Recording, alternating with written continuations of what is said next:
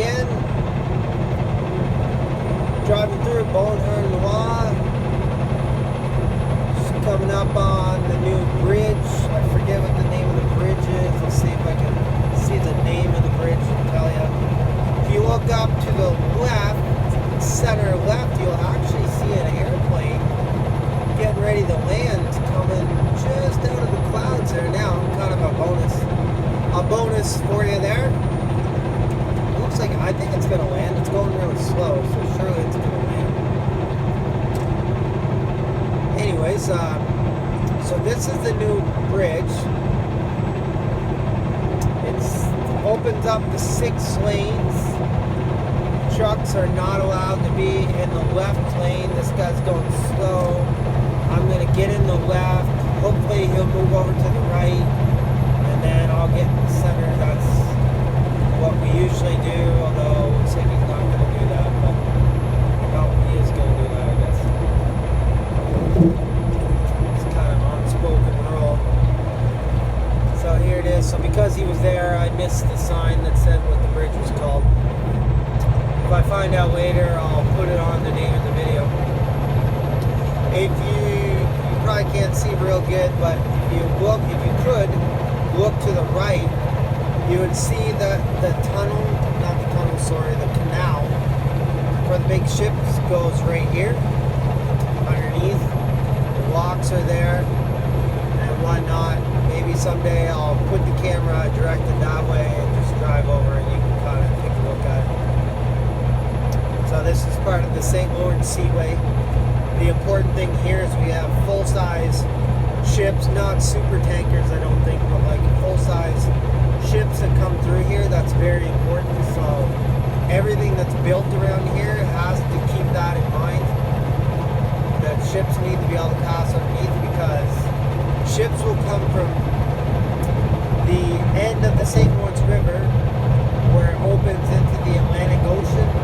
They will go from there and they can go all the way up to Duluth, Minnesota, and all kinds of other places in other states and provinces. So it's a big deal. So the boats need to get through. And back in our middle lane, because that right, you just got to remember that right lane stops. You can't go, it's not 6 lanes off, it's only 6 lanes on both sides, same deal. So here we're coming down onto Ile d'Andenne, and there's a little town there on the right hand side, so we're on a different island now. I'm not totally sure what that town's called. There is an exit up ahead for Salaberry, the Valley Field, which is on another island. So you can see they're building up this town pretty good too. So I'd say that's all somewhat new, although on the other side there's like farmers fields and whatnot. So there's a little bit on this island of the 30. We drive the A30 for a little bit, Autoroute, and then we get to another bridge. But because the boats don't pass on this other bridge, it's just level. It's like not very high above the water, and there's dams and stuff there, so it's not a shipping part of the river, so they didn't have to build a big arching bridge. But you can also take this exit up here for the 530 and go through Salaberry, the Valley Field, if you want to go to there or anywhere west, like Ontario and whatnot. There is another bridge that goes across the river again, and as far as I know, it's free. So if you don't want to pay the toll, you can go that way. Now, it's not all 4-lane highway that way, or that's controlled access, 100 kilometers an hour highway. It is 4 lanes, I believe, but there's like business driveways and houses and stuff on it over there. So, and probably lights. I've never been over there, but I would assume there's traffic lights and stuff. So it'll slow you down a little bit, but you'd save the toll. So if that's your thing, you don't like paying tolls, then I understand.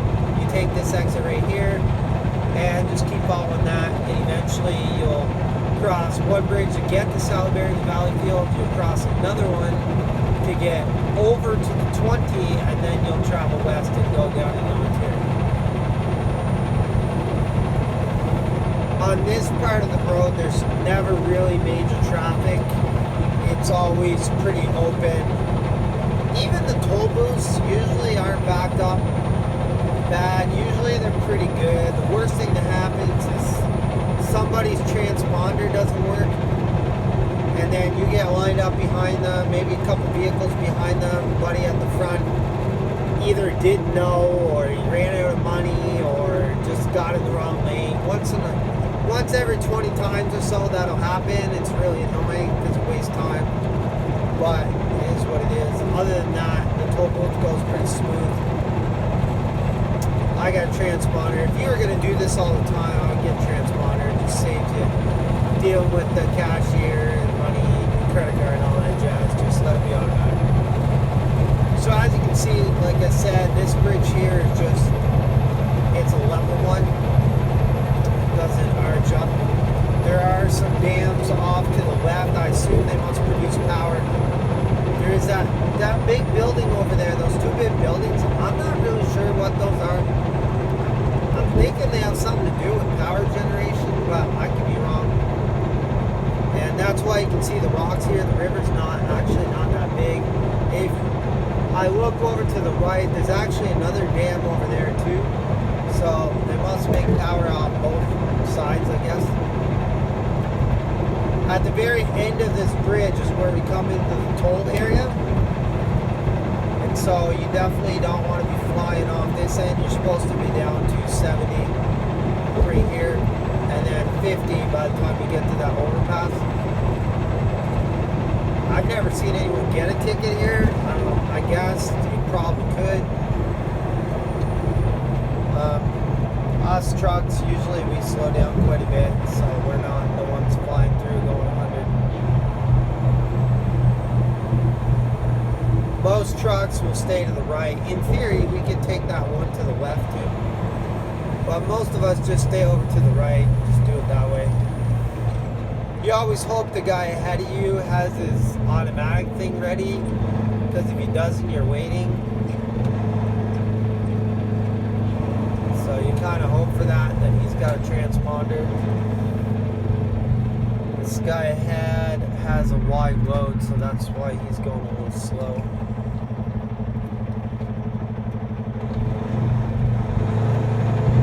So I probably would have been faster had I went through one of the other lanes, but oh well, whatever. So now we come out here. As you can see up ahead, that's not an overpass, that's a canal. And a tunnel, I guess. Tunnel cross, canal for them. There is a road up there, and if I'm not mistaken, it is a water canal. I wouldn't think that's big enough for like a massive ship to go on. It doesn't seem wide enough, but maybe it is, I don't know. I've never seen a boat in it, so I'm almost guessing it's like a canal for smaller boats, maybe, like yachts and speedboats and pleasure boats. I could be wrong though, maybe big ones go on it, but I've never once seen a boat on it, so I'm thinking that's why the big ones don't go on that. But anyways, it is a canal that connects to the St. Lawrence River as well.